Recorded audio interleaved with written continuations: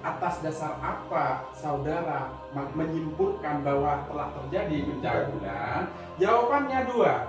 Ya karena itu sering memberi uang anak-anak.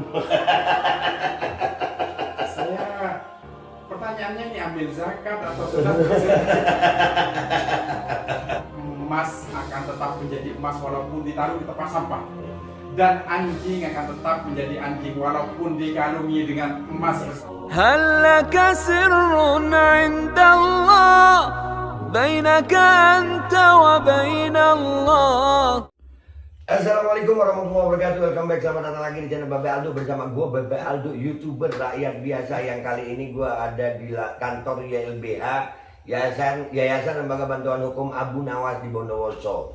Yang kali ini gue geruduk mendadak malam-malam ke tempat ini untuk silaturahim dengan pengacara kita Rahab Baik. Apa kabar Rahab Baik? Alhamdulillah tamam. Ya alhamdulillah, nih kantornya lagi gua bajak dulu ya. Jadi tamunya lu nih. Gua tuan rumah. Iya. Apa kabar Rahab Baik? Apa kabar? Alhamdulillah tamam. Alhamdulillah. Saya berbunga-bunga ini.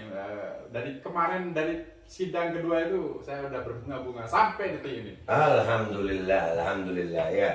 Yang pertama kita sebelum masuk ke permasalahan inti, ini kan ada Yayasan Lembaga Bantuan Hukum dan ini memang gua rasa sangat penting ya. Penting. Ya karena memang di daerah seperti Bondowoso, Jember, ada beberapa daerah yang masih masyarakatnya itu boleh dibilang Dalam buta. tertib awam ya. Iya, buta, bukan lagi awam ya, buta masalah hukum. Betul. Nah, itu perlu adanya lembaga bantuan hukum di mana kalau ada permasalahan hukum itu harus ada yang membantu. Betul.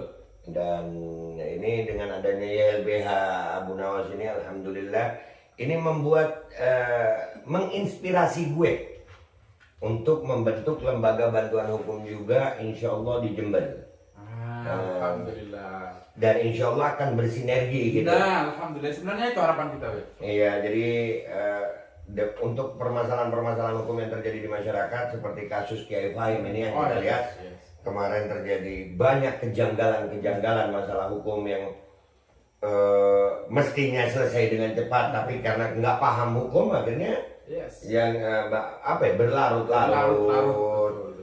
Yang pada intinya simpel sekali. Ini permasalahan ini sebetulnya simpel ya, karena memang bumbunya terlalu banyak ini. Ya, dari permasalahan Kiai Fahim ini yang pertama kita melihatnya, mohon koreksi kalau saya salah ya, kasus pencabulan itu yang sampai gue searching gue bilang definisi. oh iya, masalah pencabulan ini gue searching di hampir semua kasus pencabulan yang ada. Itu di PNPN itu 100% yang gue dapat, 100% kasus pencabulan ini pelapornya adalah korban. Itu substansi sekali. Iya. Nah, cuman untuk masalah Fahim ini orang lain yang justru sebetulnya mestinya jadinya pembela Fahim gitu. Iya kan, istrinya iya. Betul ya? Betul. Ya memang yang salah Fahim kalau gue lihat sih. Yang salah Fahim. Karena milih istri nggak istiqoroh.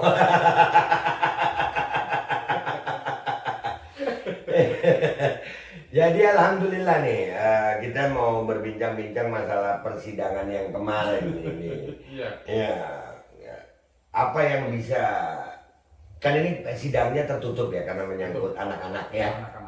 Ya, kemarin ada sedikit kesimpulan yang kita sampaikan bagi pemirsa Babe Aldo ini. Dan itu akan dituangkan juga di kesimpulan kita di pledoi. Iya, akan semuanya akan kita kumpulkan. Fakta-fakta persidangan yang akan kita sampaikan nanti di pledoi, ya. Tapi tolong, kan kemarin termasuk saksi ini si pelapor nih. Iya, ada cerita apa itu? Ada cerita apa? Tolong. Jangan. Soalnya gue sempet dapat bocoran ada yang ngebahas masalah cupang-cupang. Gue yang tahu cupang itu ikan gitu, kan ada ikan cupang tuh. Begini, dari sidang pertama aja ya, sesuai dengan 143 KUHP bahwasanya dakwaan itu harus cermat. Oke, locus tempusnya sudah ada tempusnya, waktunya, kejadian rame-ramenya ada, terus tempatnya ada. Sekarang masuk ke materi. Nah, materinya betul katanya Babe tadi, siapa pelapornya? Itu yang substansi sekali. Nah, kemarin dihadirkan pelapornya ini. Wah, itu yang kami sangat tunggu-tunggu itu. Iya. Saya dari mau ketawa saya. Nah, emang kocak sih aslinya. Untung aja ini sidang tertutup ini. Kalau umpamanya ini sidang terbuka boleh di apa ya, disiarkan. Ketawa. yang pertama saya memeriksa saksi. Oke. Nah, saksi pelapor. Saya tanya, di situ di aduannya akan jelas sehubungan dengan dengan peristiwa pencabulan yang dilakukan oleh Fahimawati. Klausul ini kan menunjukkan fi'il madhi atau past tense sudah dilakukan. Akhirnya saya tanya, atas dasar apa saudara menyimpulkan bahwa telah terjadi pencabulan? Jawabannya dua. Ya karena itu sering memberi uang anak-anak. Pertanyaannya ini ambil zakat atau sedekah? Saya bilang begini, saya harus bertanya ini karena saya ada pondok pesantren dan saya punya istri juga. Nah iya, bener guys, ini ya kantor YLBH ini, Yayasan Lembaga Bantuan Hukum Abu Nawas ini berdiri di lahan pondok pesantren karena beliau juga punya pondok pesantren, benar. Nah, iya. Jadi atas dasar memberi uang kepada santri itu dan pernyataan anak-anak. Dan yang sampai saat ini saya bertanya-tanya, saya lihat di berkasnya di mana pernyataannya? Iya, anak-anak pun nggak ada menyatakan itu. Nah, ketika diperiksa anak-anak yang dimaksud, nggak ada itu muncul. Nggak ada muncul. Pertanyaan saya atas dasar apa? Tetap atas dasar apa? Ya dasarnya itu tadi ngasih duit. Jadi buat para pimpinan pondok, ya tolong hati-hati. Lu kalau ngasih duit ke anak-anak santri, terus bini lu cemburuan, itu bisa masuk pasal pencabulan.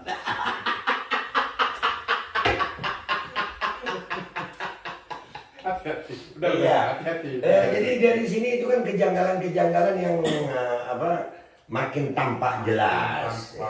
Makanya saya langsung ingat ayat Dhaharal fasad fil barri wal bahri bima kasabat aydin nas. Banyak kerusakan disebabkan oleh manusia dan relevansinya dengan surat Yusuf.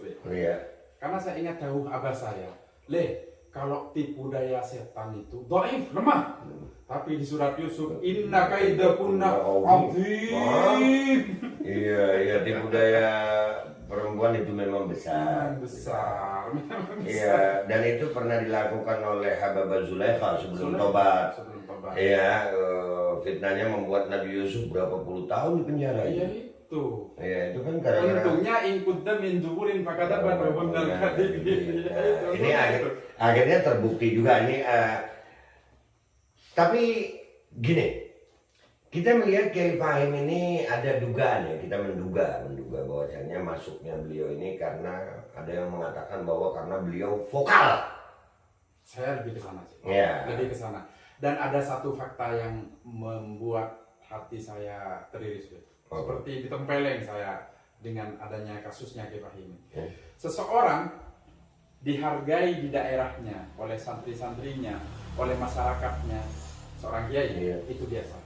Tapi seseorang yang dituduh mencabuli seseorang datang ke lapas tapi dia dihormati, dihargai, bahkan saya mau ketemu dikawal oleh orang-orang.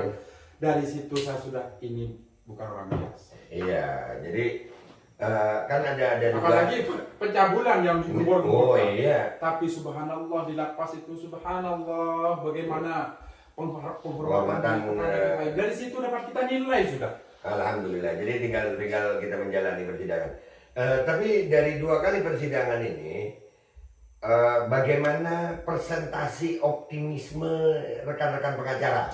Kalau persentase saya normatif saja, karena majelis hakim ini akan menilai dan memutuskan berdasarkan kesesuaian antara bukti, saksi, dan kalau ada ahli-ahli. Nah, kalau seumpama nanti antara dakwaan dengan fakta persidangan tidak sesuai dengan dengan saksi, ya kan?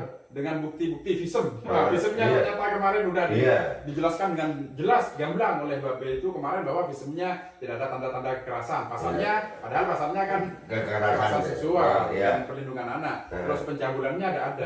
Dari situ sudah tidak ada kesesuaian. Kalau saya membuat konklusi, kalau berjalan seperti ini dengan saksi-saksi yang lain tidak ada alasan untuk onslah. Iya, jadi harus bebas. Harus bebas dan nama baik Kiai Fahim harus dikembalikan ini. Dikembalikan. Iya. Dikembalikan. Jadi optimis nih ya? Optimis sekali, apalagi kemarin Kiai Fahim datang ke persidangan tetap dengan wajah bahagia, tidak pakai baju oranye lagi. Iya.